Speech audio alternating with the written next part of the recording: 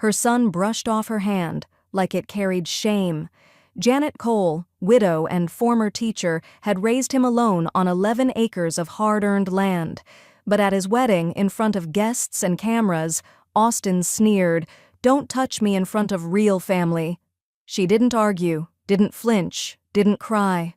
That night, the only thing she touched was the deed she'd once meant to give him. And by sunrise, he was written out of everything. Silently, legally, permanently. We're about to begin, but if you'd like, share where you're joining from. It reminds me this story doesn't echo into silence. It lands somewhere real. Drop it in the comments and don't forget to subscribe. The moment she touched him, he flinched like she burned him. Janet's fingers had barely grazed Austin's shoulder, just a soft, familiar gesture, one she'd used since he was a boy afraid of thunder. But now, in the golden glow of the reception tent, he recoiled as if she were something unclean. He turned his head, not enough for the crowd to notice, but enough for her to see his jaw tighten. "Don't touch me," he muttered, barely moving his lips. "Not in front of real family." For a split second, Janet stood frozen behind him. Her hand hovered, then dropped, a quiet retreat. In front of them, a photographer shouted, "Perfect! Stay just like that!" Click, flash, another fake moment captured. Lena glanced over her shoulder. A flash of something, satisfaction, vindication, passed across her face before she returned to her poised, bride-perfect smile. Janet stepped back from the receiving line, unnoticed. Waitstaff rushed past with trays of rosé and bacon-wrapped shrimp. Conversations buzzed, soft laughter laced with the sound of cutlery and clinking glasses. She disappeared into it like a thread pulled from a stitch, quiet, unnoticed, clean. Except one person had noticed. Clara, a waitress in black slacks and scuffed white sneakers, lingered by the edge of the tent, her eyes flicking up just in time to catch the moment. Her hand paused mid-reach for a wine glass. Her brow furrowed slightly, lips parted as if she meant to say something. Then she turned, blending back into her duties like it hadn't happened. Janet moved toward the perimeter of the lawn, steps even, heels crunching against the gravel path. No one called after her, no arms reached, no acknowledgement from the son whose shoulder she'd once carried through every childhood flu and every school award ceremony. Behind her, applause swelled as the first round of toasts began. She kept walking, past the floral arch, past the rows of white folding chairs now tipped with dew, past the rented golf carts lined up like trophies for people too important to walk. At the far end of the overflow lot sat her Buick, silver and slightly dusty, like everything she'd owned since Harold died. She climbed in, shut the door, and finally exhaled. The quiet hit hard, like being held underwater and breaking the surface all at once. Janet sat still for a moment, hands resting in her lap. She reached over and opened the glove box. The envelope waited where she'd left it. Cream-colored, thick paper, gold foil seal. Inside, the deed to the house and the land it stood on. 11 acres of Tennessee soil, family soil, soil she'd once planned to give away as a final act of trust. Austin's name was printed at the bottom, just above the blank line meant for her signature. A gift, a gesture, a legacy. She'd imagined handing it to him after the last toast, when the music was soft and the guests tipsy and glowing. She'd even rehearsed the words. "Your father built it. I kept it going. Now it's yours." Instead, her hand trembled over the envelope. She didn't cry. That wasn't her way. She adjusted her glasses, smoothed her dress, and stared at the name. The name she'd given him, Austin James Cole. A name she barely recognized now. Outside, the dusk deepened. The wind shifted. The faint scent of grilled pork and expensive perfume wafted from the tented reception. Someone popped a champagne cork and the crowd roared. Janet placed the envelope gently on the passenger seat. She turned the key in the ignition, the Buick rumbling to life with its usual cough. Pulling out of the lot, she didn't look back at the party. She took the long way down the hill, passing the old oak tree where Austin used to pretend he was a superhero. A hollow ache pressed into her chest. But it wasn't sadness. It was something colder, something settled. At the gas station just outside town, she pulled over under the flickering canopy light. The station was closed, just like always, but the signal was good enough for a search. On her phone she typed in, "Motels near me." The first result popped up, $59, no frills, 5 miles away. She booked it. Then, without thinking, she opened the glove box one more time and slid the envelope back inside. It landed with a soft thud, like something fragile but already cracked. They thought she brought a gift. She brought a signature. She never gave. The room at the Cross Timbers Motel smelled faintly of bleach and something older, like rain-soaked wallpaper that hadn't dried right since '94. One dim lamp buzzed on the nightstand. The carpet was tired, the kind that fought back when you tried to vacuum it. But it was quiet. That mattered. Janet set the envelope on the small round table by the window. She didn't unpack, didn't sit.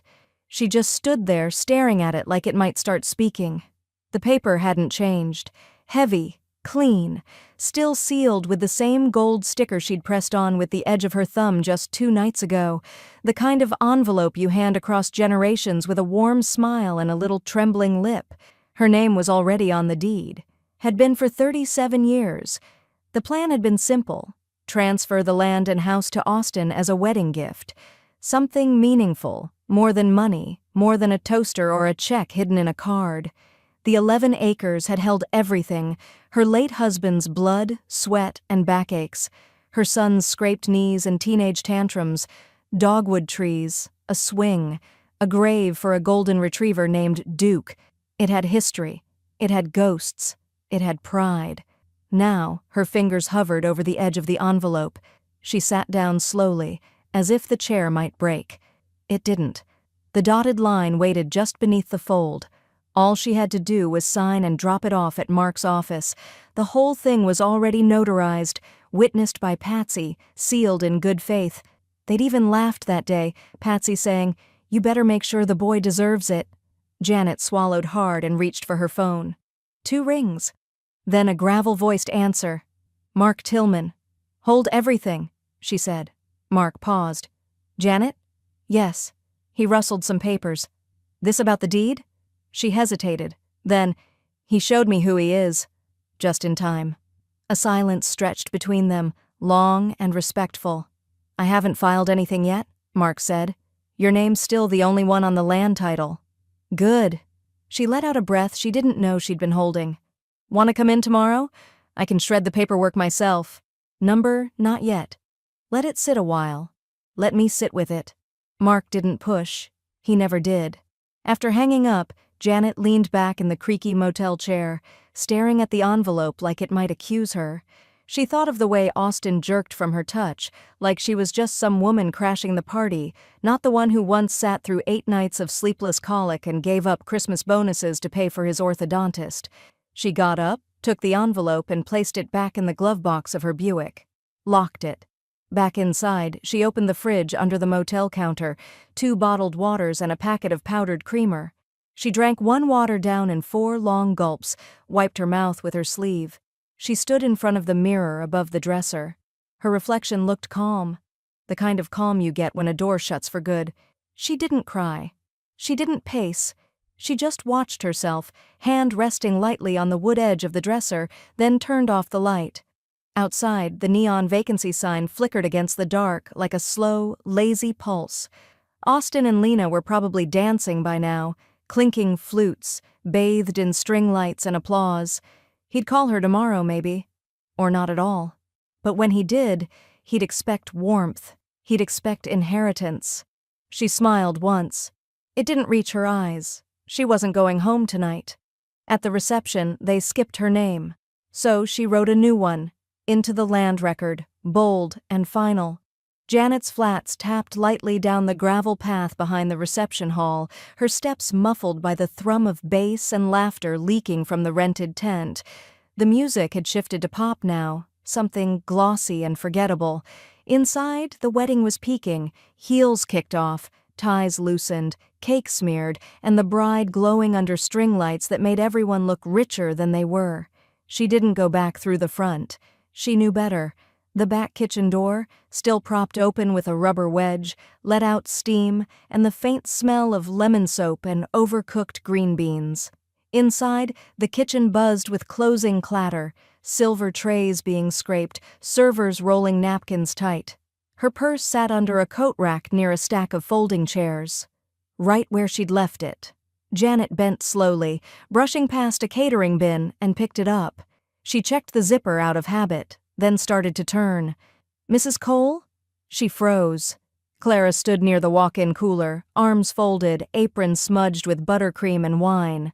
Her voice was careful, low enough not to carry, but not apologetic either. Janet straightened. "Yes? You okay?" Clara asked, voice tightening at the edges. "I saw, earlier."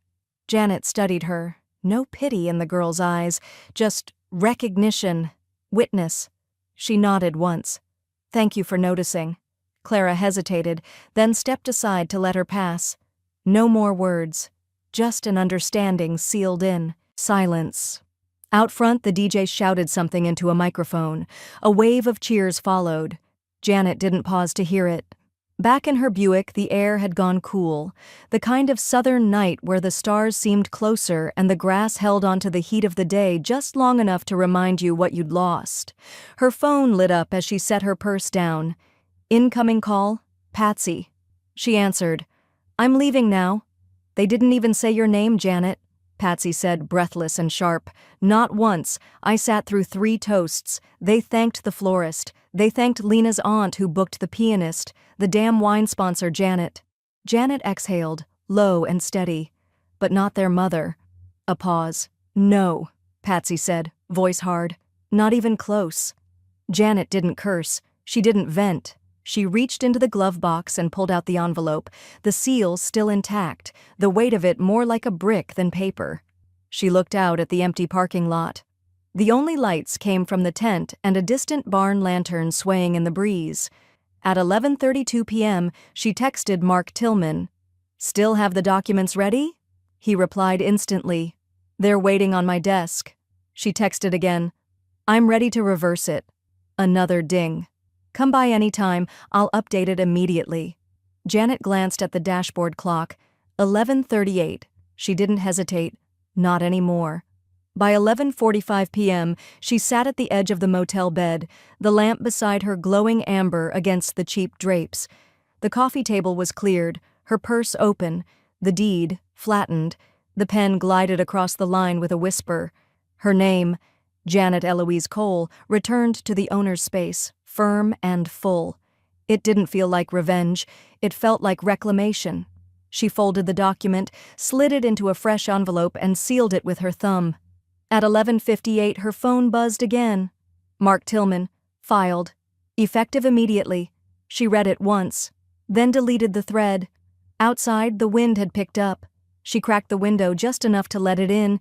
It smelled like honeysuckle and damp soil. Home, but different. Not his anymore. By Sunday morning, the wedding recap was everywhere. Janet hadn't planned to look, but when Clara texted, "Have you seen it?" curiosity cracked through the edges of her restraint.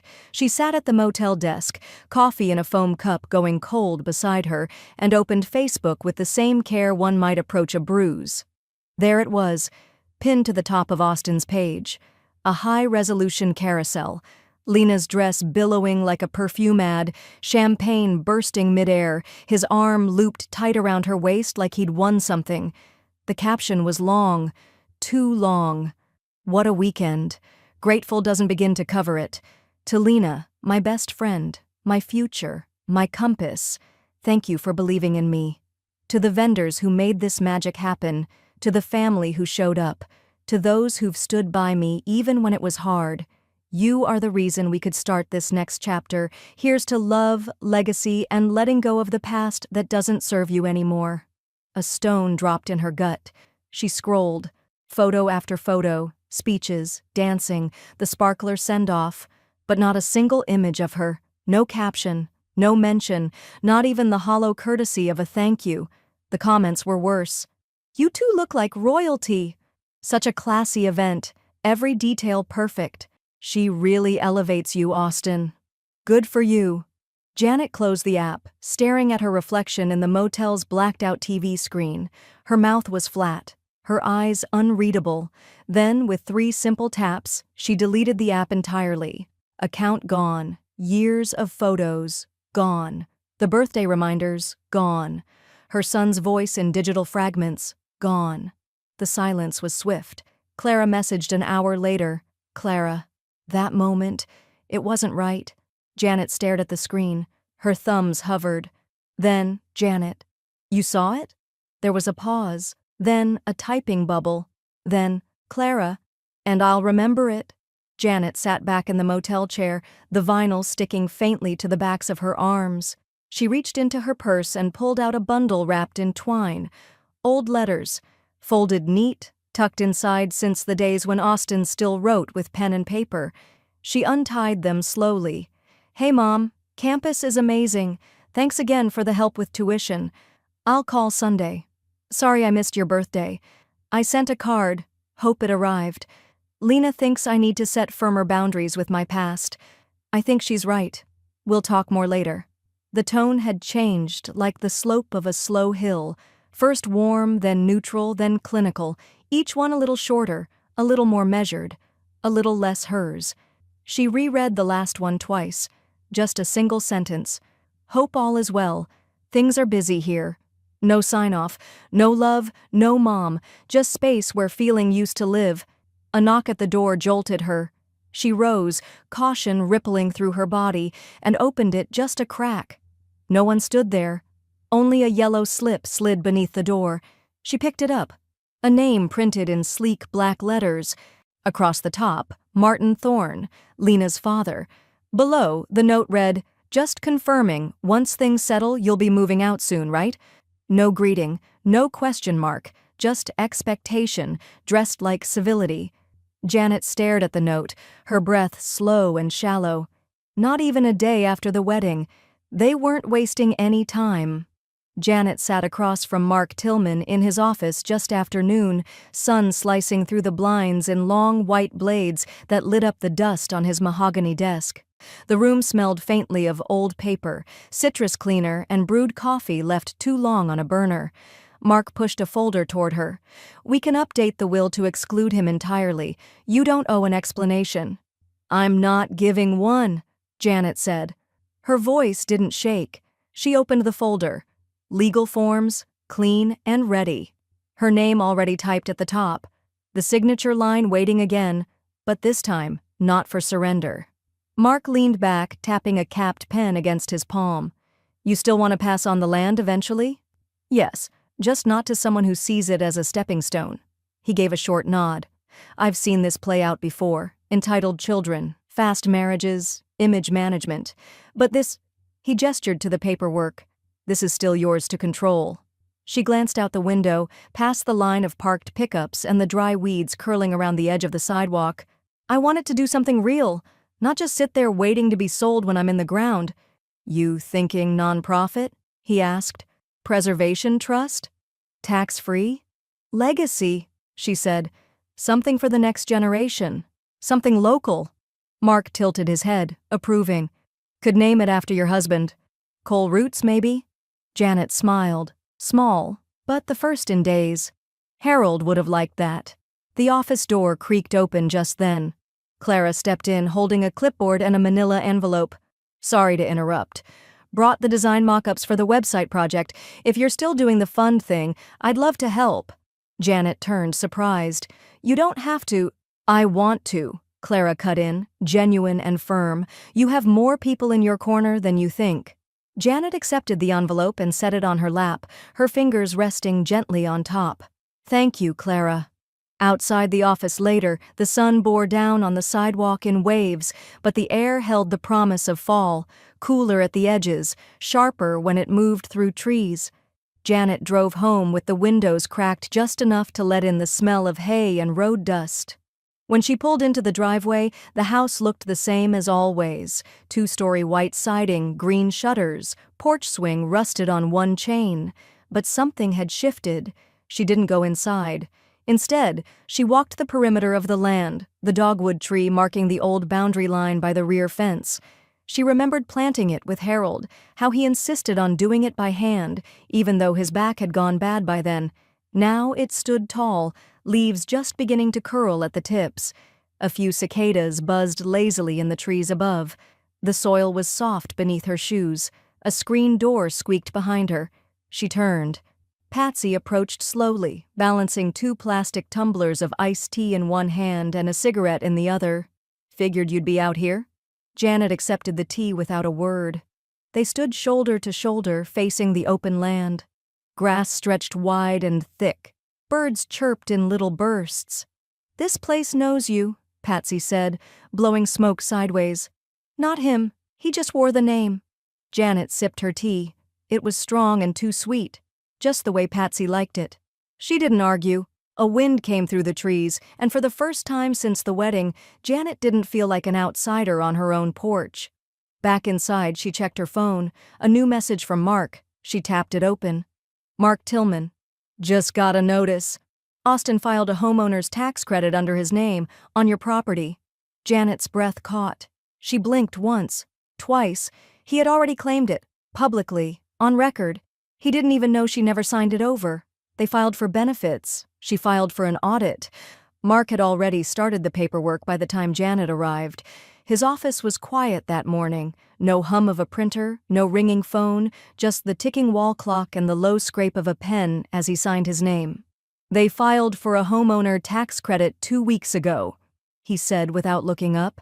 "State flagged it when they noticed the deed had never legally transferred." Janet stood by the window, arms folded, watching a sparrow hop across the concrete ledge outside. He thought it was his, acted like it was already settled.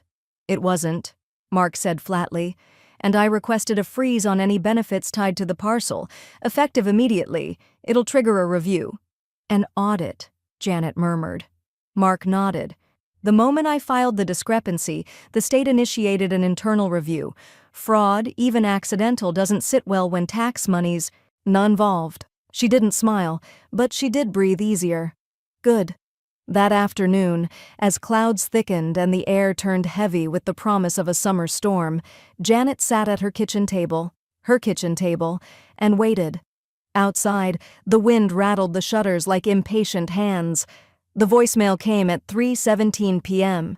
She knew the number before it lit up on the screen, knew the voice before it spilled through the speaker.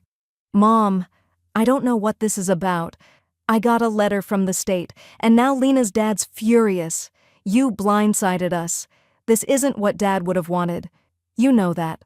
He paused, as if expecting her to speak through the silence. I don't get it. We could have talked. We still can. Call me." Click. She stared at the phone, then hit replay. Listened again. Every syllable stripped of ownership, like he still believed she owed him something simply because he shared her blood. Then she pressed delete.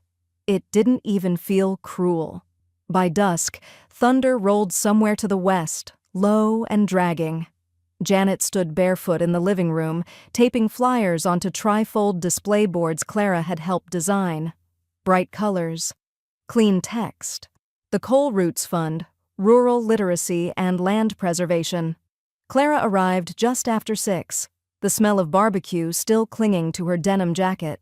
"Printed 30 more, she said, handing over a stack. "Put a QR code in the corner this time. Makes it easier for folks to donate."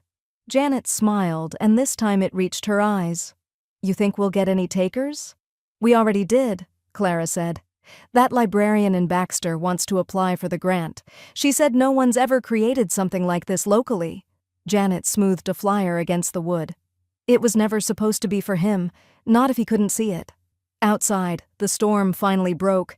Rain pelted the porch roof, rhythmic and hard. It washed the dust from the windows and rolled down the gutters like pennies dropped from heaven. At 9:11 p.m., Janet checked the mailbox. Inside, a crisp envelope with embossed lettering and a corporate return address she didn't recognize. She opened it slowly, careful not to tear the contents. Inside, formal notice. "You are hereby instructed to vacate the premises located at 1178 Briar Patch Road within 60 days. Failure to do so will result in further legal action. Thorne and Associates, Real Estate Holdings Division." She read it twice, then again. A low laugh escaped her lips, dry and incredulous. They were evicting her from her own land. They tried to kick her out of what she still owned. The envelope lay flat on the kitchen counter like a dare. The logo in the corner, Thorne and Associates, was printed in gold serif above a Nashville address. Janet didn't open it with dread. She opened it with a letter opener shaped like a hawk's talon and slid the contents out with surgical calm. The legalese wasn't even bolded, just another corporate missive masked as politeness. You are hereby instructed to vacate the premises located at 1187 Briar Patch Road. She blinked once, then twice. A smile broke across her face, thin, sharp, involuntary.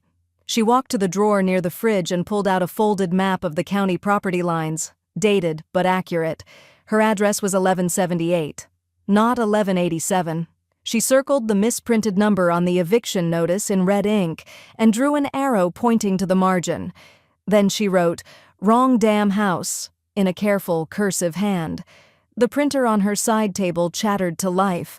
Mark had emailed a prepped cease and desist template, and Janet printed it on her last sheet of resume paper, the kind she used when Harold needed something typed up for the co-op board. She signed it in black ink, date underlined twice. Patsy showed up around noon, holding a brown paper bag with 2 turkey sandwiches and a single can of cheerwine. "Tell me you're not even worried," she said, flopping onto the couch and kicking off her orthopedic sandals. "I'm not worried," Janet replied, sealing the envelope with the cease and desist inside. Patsy unwrapped her sandwich. "Good, because they think you're scared, but you're not building a defense, sis. You're building artillery." Janet allowed herself a small nod. "Let 'em file 100 more with typos. I'll be waiting." By 3 p.m., she was at the sheriff's office. The air inside tinged with copier toner and aftershave. Deputy Arnold met her at the front desk, eyebrows lifting at the neat stack of folders she handed over.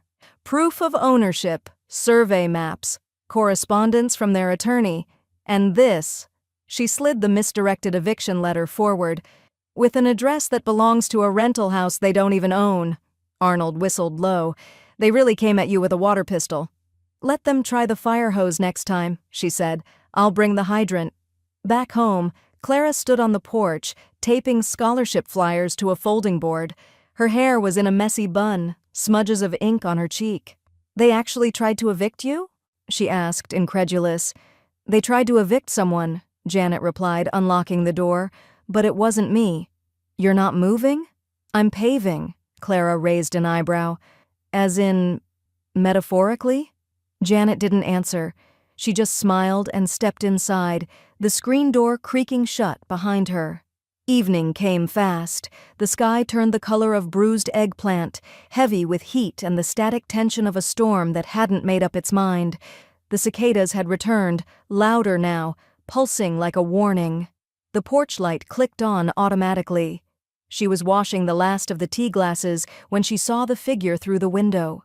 Broad shoulders, loosened tie, dark hair pushed back like it always was when he was angry. Austin. He stood on the porch like he owned it. Janet dried her hands slowly. No panic, no trembling, just deliberate motion, like winding a clock. She opened the door. "Alone this time?" she asked, voice flat. He didn't answer right away. His jaw worked, throat tight. "You're making a mistake." She leaned against the doorframe. "I've made worse." Lightning crackled somewhere off to the west. He stepped forward. "I'm not leaving without a conversation." The storm hadn't broken yet, but it was circling, the sky low and moody, the air bloated with electricity. Austin stood just beyond the threshold, his shoes damp from the gravel, his eyes hard with the kind of urgency that only comes when something starts slipping too far away to grab back. "Mom," he said, voice sharp at first, then softened like he caught himself. "We need to talk." Janet didn't move from the doorway. Her hand rested lightly on the screen door's wooden frame. She could smell the storm in his jacket, wet earth, cologne, sour stress. "Start talking," she said. He cleared his throat, shifted his stance. It was just a moment, Weddings are stressful, you've got cameras, people pulling you in all directions. Things get said that don't come out the way they're meant. Janet tilted her head, eyes narrowed. You told me, she said quietly, not to touch you in front of your real family. Austin flinched like the words had been thrown, not spoken. That's not what It's exactly what you said. He opened his mouth, closed it, looked away for half a breath before trying again. I was trying to keep the peace. Lena's dad was right there and Janet stepped back from the door without a word. For a moment, he thought she was letting him in, but instead, she disappeared down the hall. When she returned, she held a manila folder. Thick, folded neatly, tidy like everything else she did when she made up her mind. She handed it to him. He opened it with the caution of someone sensing they were about to lose something they hadn't yet realized wasn't theirs. His eyes scanned the first page, then the second. Deed. Refiled. In her name alone. Dated. Stamped. Sealed. No, he muttered. No, this was supposed to be. You thought I signed it, Janet said, voice flat. You thought the house, the land, the taxes, the history, me, were all just boxes you'd checked. He looked up, color rising fast to his neck. You're really doing this? After all I've done? She stepped forward, not aggressively, but deliberately. You gave away your place, she said. The moment you gave up your decency. He exhaled hard, as if trying to clear fog off a mirror. Lena's family's pressuring me, he said. They've put money into a house they thought we'd inherit. I told them. You told them what they wanted to hear. Now tell yourself the truth. His mouth parted, then closed. His hand tightened around the folder like he wanted to crumple it, but didn't dare. Dad would have. Don't, she said sharply, her voice cutting through the humidity between them. Don't invoke a man you barely mention unless you want a memory to argue back. He looked stunned. Not by volume. She hadn't raised her voice once, but by the firmness of it, the finality. His eyes dropped back to the folder. This is really it? He asked, throat dry. Janet met his gaze, her expression unreadable. I already did it.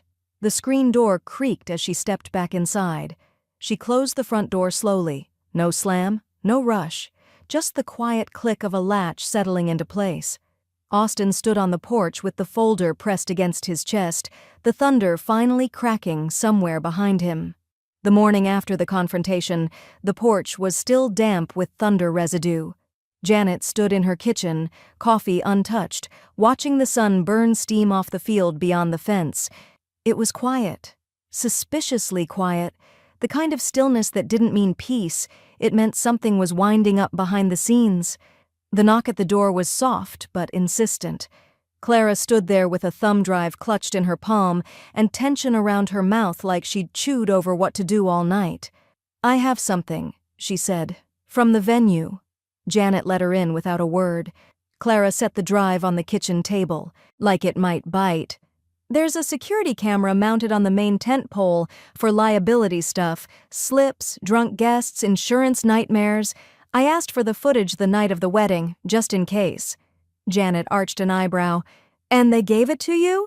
Clara smirked faintly. Turns out if you keep your head down and clean cake trays for 2 years, people stop noticing what you ask for. They watched it on Janet's old laptop, screen dim and slightly cracked near the hinge. The angle was wide and unflattering, but the audio was clear. Janet reached. Austin flinched. Don't touch me in front of real family. Lena's satisfied half-smile.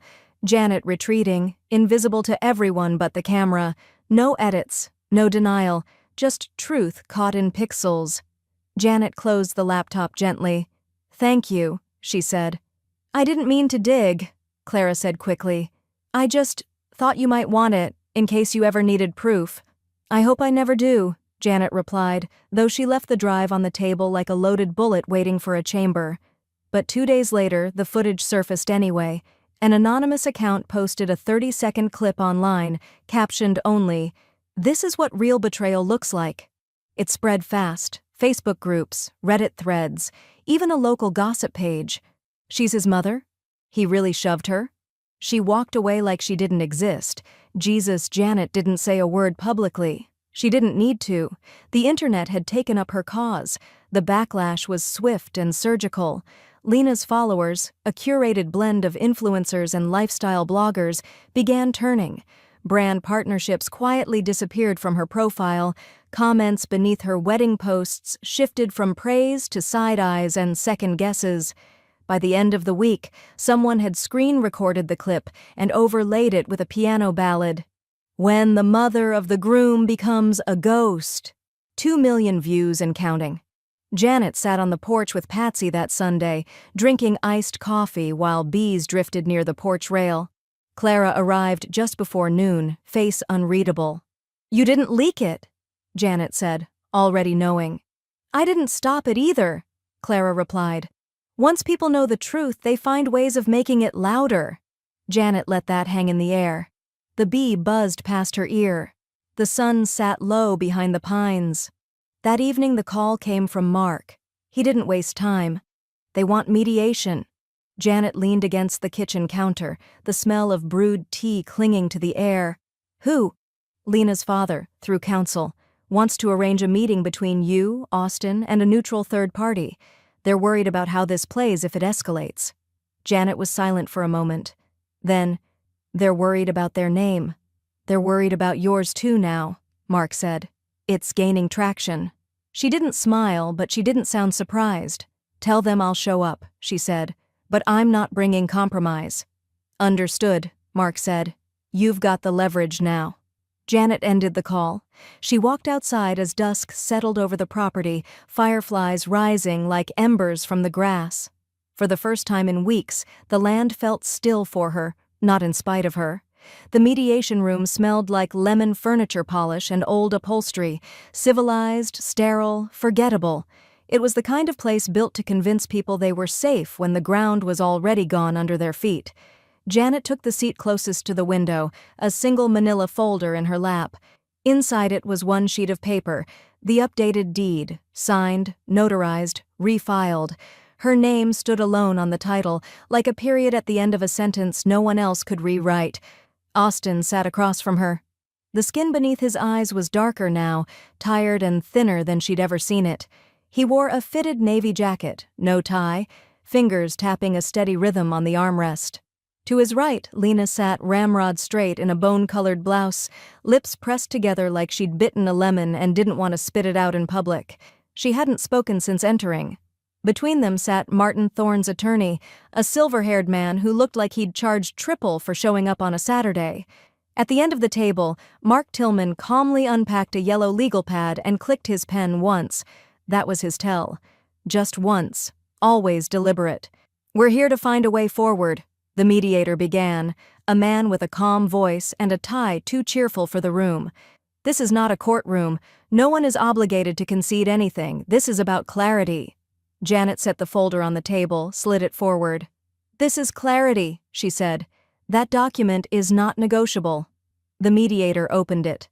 Mark didn't move. Austin shifted in his chair.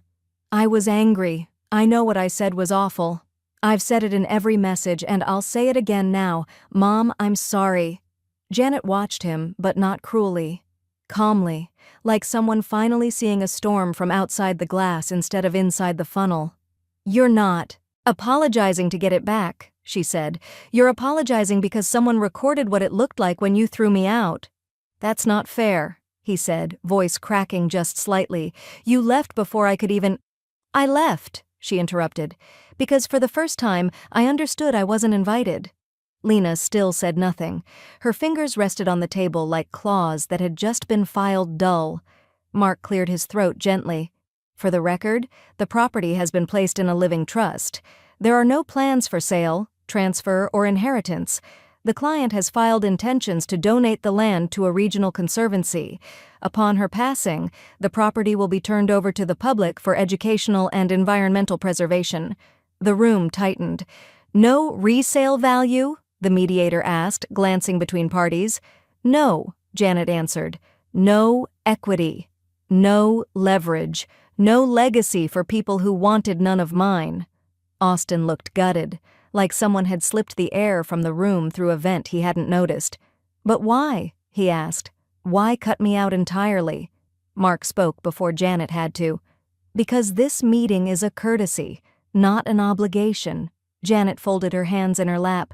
"You married up," she said, "and I moved on." The silence that followed wasn't empty. It was full of things not said, of years not lived the way she thought they'd be, but it was hers. The mediator looked to the clock. "If there's nothing else—" There wasn't. As the others stood to leave, Clara appeared quietly by the doorway, motioning for Janet to step outside. Janet followed without a word. Clara handed her a folded note. Just one line, scrawled in blue ink. "Someone else wants to help. Local, private, big." Janet raised an eyebrow. Clara nodded. "They want to meet." Janet stood on the porch in the early October chill, watching fog lift from the far side of the field like smoke off a cooling fire.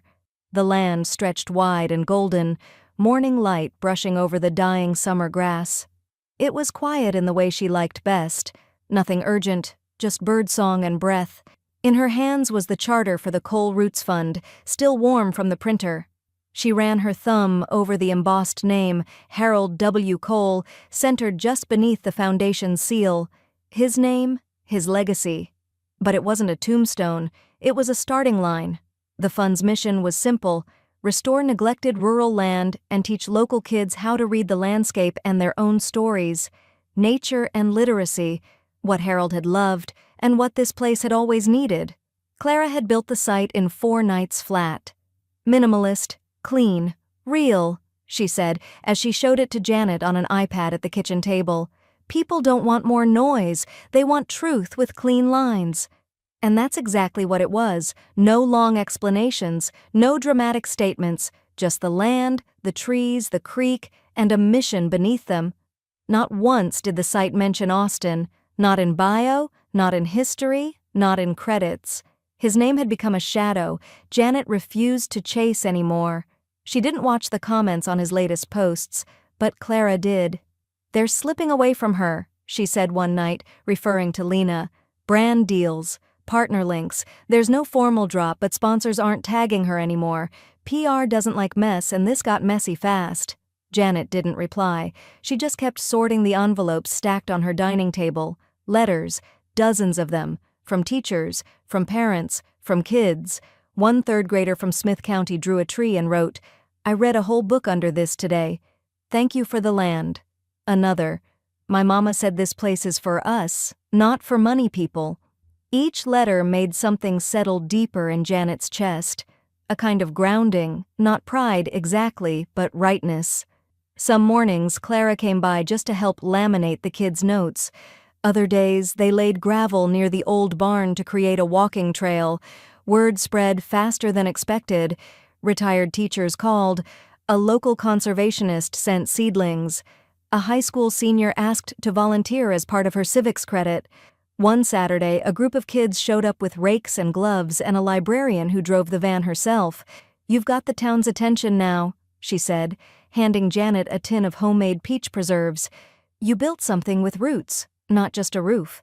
Janet placed the tin on the table, looked out at the field beyond the dogwood, and smiled faintly. "You give people a reason to stay," the woman added. Later that week, while sorting mail by the porch window, Janet opened another small envelope, blue-lined paper, clumsily folded, no return address. It was written in uneven block letters, likely a child. "Thank you for not giving it to someone who didn't want it." That line hit harder than anything else. Not bitter, not angry. Just truth, scraped down to the marrow. Janet sat down on the steps, the paper trembling slightly in her hand as the wind moved across the yard, stirring the trees like applause. She didn't know who wrote it, but they saw what she saw, not just land. Legacy tended. They carried the name. She restored the meaning. The old station's mic crackled as Janet adjusted her chair. The on-air light glowed red behind the glass, and the studio smelled faintly of paper coffee cups and vintage carpet. She didn't expect to feel nervous. She'd taught public speaking to teenagers for 20 years. But this was different. This wasn't a lesson.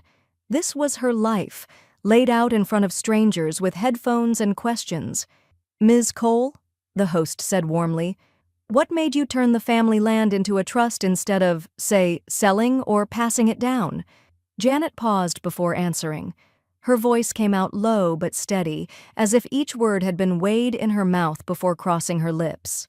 I was raised to believe that land is more than dirt. It holds stories, work, memory. And sometimes, she added, it holds the silence of people who thought it belonged to them just because they shared the last name. The host blinked, then smiled slowly. So you're saying this trust is personal? It's purposeful, Janet replied. Some things can't be inherited. They have to be earned. Back home, that interview played 3 times in a single day.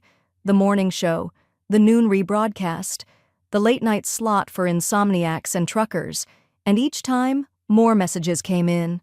Janet's mailbox began to overflow, not with bills or threats, but envelopes with children's drawings, handwritten notes from strangers, garden seed packets, and even a $20 bill folded into a letter that read, "For new gloves or sweet tea, your choice." The community had picked a side, and they weren't shy about it. Patsy showed up 2 days later with a crate of marigold starters and a plastic scoop. "Time we plant something visible," she said. "Not just for the kids, for you." They chose a spot by the fence line, near the old barn where Harold once hung wind chimes out of discarded keys. The ground was stubborn, but the roots pushed in anyway. That afternoon, they broke for lemonade and sandwiches under the dogwood tree. "You didn't just keep this place," Patsy said. "You renamed it." Janet didn't respond. She didn't need to. The hum of bees and laughter from the kids on the new trail answered for her. Later that week, Clara arrived with a power drill and a brushed metal sign wrapped in bubble wrap. Together, they mounted it to a treated cedar post at the base of the drive. Cole Family Land Trust, established for restoration, literacy, and public belonging. Janet stepped back and read it again, as if to etch it into the backs of her eyes. Not a monument, a direction. The next morning, just after dawn, a black SUV rolled slow past the front gate. She didn't need to walk out to know it was Austin. He didn't stop, didn't wave, just paused long enough to see the new sign, the new shape of what had been taken from his future and gifted to something bigger than him. Janet watched from the porch with a coffee in one hand and a ledger of scholarship requests in the other. When the brake lights blinked off and the vehicle disappeared over the hill, she didn't follow. She didn't even sip. Some losses don't echo, they end in quiet. But the quiet didn't last long. That afternoon, a certified letter arrived, stamped, signed, and delivered by hand. Janet opened it slowly, her fingers steady but cold. Inside was a notarized petition, filed under Austin James Cole, contesting the legality of the land trust based on undue influence and familial misdirection. She read it once, then twice. The third time, she laughed, short, bitter, not surprised. Mark was already waiting when Janet stepped into his office, the windows cracked to let in early fall air that smelled like cut grass and drying wood. A stack of folders sat on the corner of his desk, labeled, color-tabbed, sorted like a legal war chest. "He's accusing you of undue influence," Mark said, adjusting his glasses, "that you were manipulated, that you created the trust under emotional duress." Janet didn't flinch. "Manipulated by who? Myself?" "Exactly," he said, flipping open a binder. "But here's the thing. Austin made his bed on tape. His public statements, his social posts, even the wedding video, they all contradict that claim." He tapped one page with a pen. "You want to file the counter? We'll go after him for defamation, grounded in intent to damage your reputation, discredit your ownership, and interfere with a legal nonprofit." Janet nodded once, slow and deliberate. "File it." Mark smiled faintly. "Already did. I just needed you to say it out loud." Across town, Clara had already sent over the unedited security footage with timestamps and metadata intact. Not the trimmed viral clip, but the full context, from Janet reaching out in affection to Austin recoiling with contempt. The insult, the walkaway, Lena's face. It was all admissible now, scrubbed clean of ambiguity. That afternoon, Clara met Janet outside the community library, her backpack slung over one shoulder, a cold Diet Coke in the other. "He's seen the filing," Clara said, eyes flickering with restrained satisfaction. Went silent online. Lena posted some ambiguous quote about truth always finding its own light and turned off her comment section. Janet accepted the Diet Coke, the tab hissing open like a fuse. "What do you think he'll do?" Clara asked. Janet took a sip. "Fold." He did. 42 hours later. Mark called while she was stringing fall lights along the garden fence with Patsy. The call came through clean and short. "He's pulling the petition." Signed the retraction. "Issuing a public apology. Everything you wanted. Written. Notarized. Done." Janet didn't stop twisting the cord around the nail. What changed his mind? "He realized," Mark said, "you were never bluffing." That evening, a post appeared on Austin's dormant Facebook account. The background was blank, the tone overly formal, clearly written by someone advised to sound humble but not exposed. "I want to publicly acknowledge that my claims regarding the Cole family land trust were misguided, untrue, and unfair. The trust was created lawfully, independently, and in accordance with the wishes of its founder, Janet E. Cole. I apologize for any confusion, hurt, or damage caused by my actions and statements." Janet read it once, then closed the browser. "That's all?" Patsy asked, leaning against the porch rail. "No," Janet said, "that's just the part the public needed."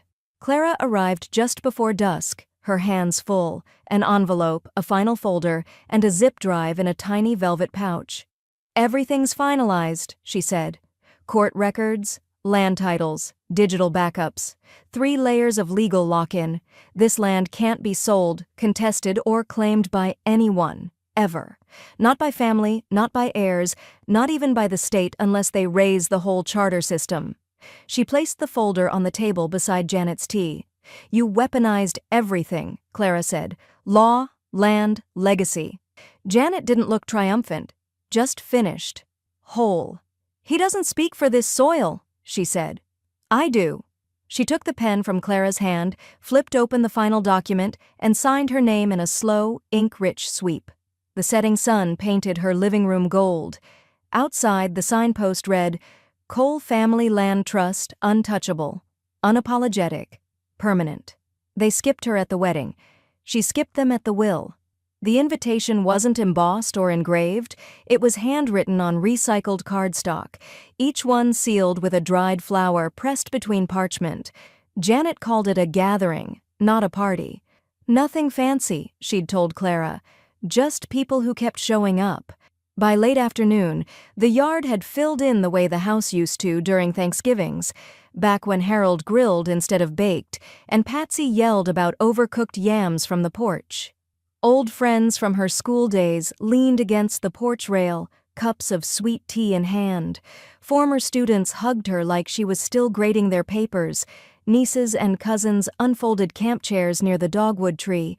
Not a single person asked where Austin was, and no one needed to. Janet had positioned the long table beneath the tree, the one Harold planted on the night Austin was born, shoveling dirt while she rocked their colicky baby on the porch steps. Now the branches stretched high and wide, casting mottled light across checkered tablecloths and mason jars filled with zinnias and sunflowers from the new garden. The kids from the Cole Roots Fund arrived just after 5, some shy, some bounding toward the lemonade cooler with the comfort of regulars. Clara passed out name tags, laughing easily, her camera slung over one shoulder. "Look at this," Patsy said, handing Janet a plate stacked with deviled eggs. "You built a second family out of the bones of the first." Janet took the plate, her fingers brushing the chill of the porcelain. "I didn't build it. They grew here." The sun hung low now, dipping into gold and lavender. Cicadas whispered from the trees. A fire pit popped softly from the edge of the clearing. Plates clinked, laughter rose, and yet the energy stayed grounded, calm, deliberate, anchored. At dusk, Janet stood at the center of the circle, one hand wrapped around a glass of peach tea, the other tucked in the pocket of her cotton dress. "I won't make this long," she said. "We've all heard enough long speeches in our time, but I wanted to say something before the light goes." Everyone quieted. "This land used to be about inheritance," she continued. "Now it's about intention." Heads nodded. Glasses lifted. One child leaned against her mother's side, eyes fixed on Janet like she was telling a bedtime story. "Some family is chosen," she said. "The rest reminds us why." A soft murmur of agreement followed. Patsy gave a sharp little laugh and muttered, "Amen to that," before sipping from her thermos. Nobody toasted her in return, not in that loud, performative way weddings demand. They just held space, real, warm, and without expectation. Later, Clara slipped beside her as fireflies blinked across the back fence. "You know he won't understand this part," she said gently. Janet didn't flinch. "That's what makes it mine," she replied. He asked who she thought she was. She left him her answer in ink. The notary's pen clicked once, echoing faintly across the hardwood floor of Janet's parlor. The windows were cracked just enough to let the September breeze curl through the curtains, stirring the scent of ink, lilac soap, and rain-damp earth. Janet sat at the table, her posture steady, shoulders square. 3 documents lay in front of her: the updated will, the letter of instruction, and the permanent declaration of trust. All were printed on archival paper, thick and off-white, meant to outlive hands. "Ready when you are," the notary said gently. Janet didn't hesitate. She signed the first page, then the second, then the third, her name gliding across each one like she was closing the final chapter of a long and difficult book. Janet Eloise Cole.